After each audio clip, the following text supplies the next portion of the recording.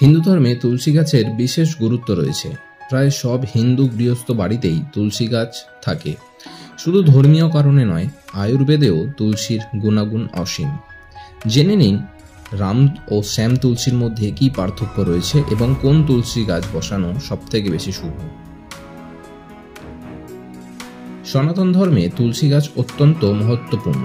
মনে করা হয় এই গাছ নারায়ণের অত্যন্ত প্রিয়। সেই কারণেই তুলসী গাছকে অত্যন্ত শুভ ও পবিত্র বলে মনে করা হয়। প্রায় সব হিন্দু বাড়িতেই তুলসী গাছের পুজো করার রীতি প্রচলিত আছে। তুলসী গাছের গোড়ায় জল ঢেলে সেখানে প্রদীপ জ্বালিয়ে দেন হিন্দু মহিলারা।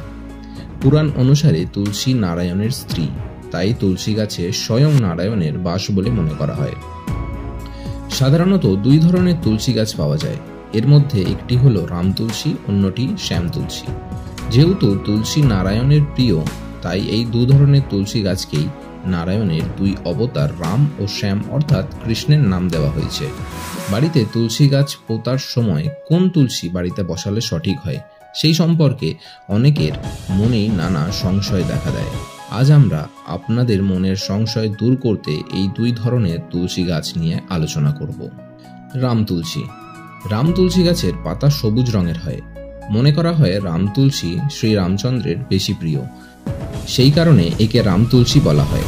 রাম তুলসীর পাতা মিষ্টি স্বাদের হয়। বাড়িতে রাম তুলসী গাছ বসানো অত্যন্ত শুভ বলেও মনে করা হয়। বাড়িতে রাম তুলসী গাছ থাকলে সেখানে সুখ সমৃদ্ধি বজায় থাকে।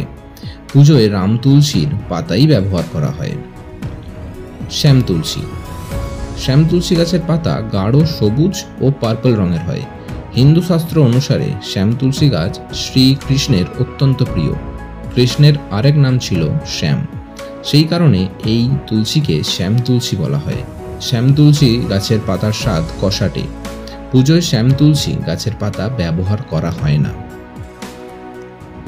তবে এবার প্রশ্ন, বাড়িতে কোন তুলসী বসানো সব থেকে শুভ? রাম তুলসী ও শ্যাম তুলসী উভয় বাড়িতে বসানো অত্যন্ত শুভ। তবে রাম তুলসী গাছের পাতা যেহেতু পুজোয় ব্যবহার করা হয়, তাই সাধারণত গৃহস্থ বাড়িতে রাম তুলসী গাছ বসানো হয়। রাম তুলসী গাছ বাড়িতে থাকলে সেই পরিবারের সদস্যের উন্নতির পথ সুগম হয়। বাড়িতে তুলসী গাছ বসাতে হলে বৃহস্পতিবার, শুক্রবার এবং শনিবার তুলসী গাছ বসানোর জন্য সেরা। এই দিনগুলো তুলসী গাছ বসালে লক্ষ্মী ও নারায়ণের আশীর্বাদ লাভ করা যায়। তবে ভুলেও একাদশীর তিথিতে তুলসী গাছে জল দেবেন না। এছাড়া গ্রহণের দিন রবিবার, সোমবার এবং বুধবার তুলসী গাছে জল দিতে নেই।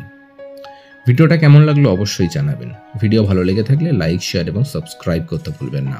দেখা হবে আপনাদের সাথে পরের আরও একটা কোনো রহস্যময় ভিডিওতে। আজকের মতো এই পর্যন্তই। ধন্যবাদ।